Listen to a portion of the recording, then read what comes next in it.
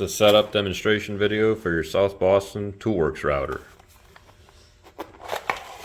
Open it up. The router will come with a hose, router body itself, and two knobs. Put the knobs on the body.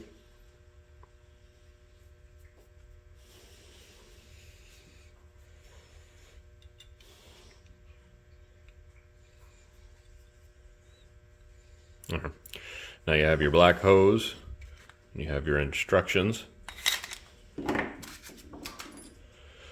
Black hose goes on the brass nipple, and that's it.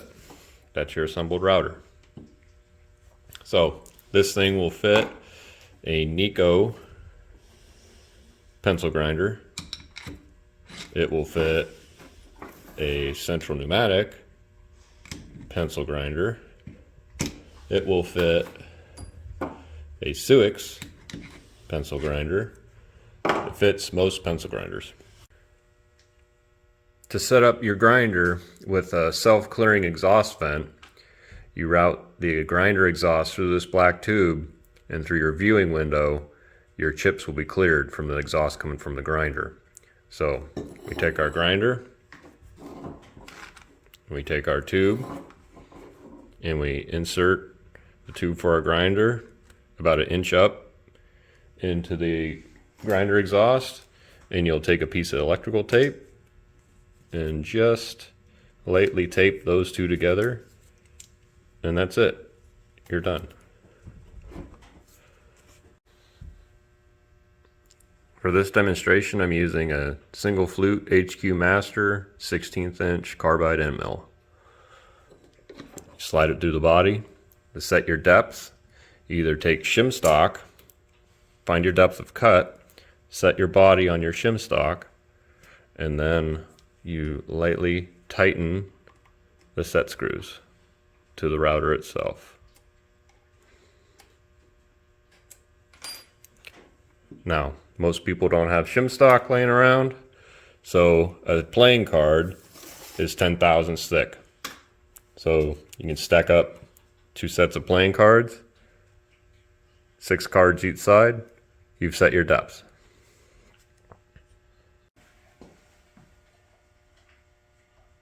So we're about to run our demonstration for our router, carving a pocket for this heart inlay. Now, this is a good tool. This opens up the doors to fine inlay woodwork. This is one of my armrests for one of my banjos. So it's cheap. It gets you in the door. These carbide end mills, that's 20 bucks for 10 of them, so $2 a pop. Different sizes. The ones we're using for today's demonstration, $16, $1.60 a shot. So there's really no great tools out there for fine inlay woodwork. There's just not. So this is the best option. Now, the side you tighten the grinder to is the back side. This is your viewing window, the side where the air comes out. The air will come out and it will blow the chips back out of the router, and you will always have a clear path in view of your tool and your line and what you're doing all the time. So we're gonna fire it up, and I leave my tool hang. When I'm done routing, I let it go and it does its thing. It's very light in the hand. It's very easy to control. You can do anything, and you have a large window to see everything you need to see and have excess light come from the back and all sides. So it opens the door for gunsmithing work and luthier work and bow tie for craftsmen that want to do inlay and tables. This is a nice little tool. All right, here we go.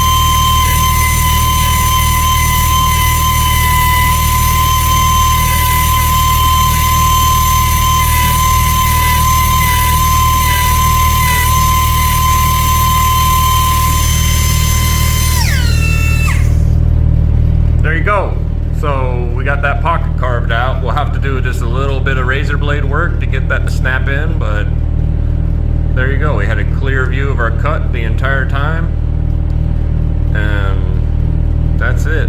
This tool is made in the USA in a small town Gallien,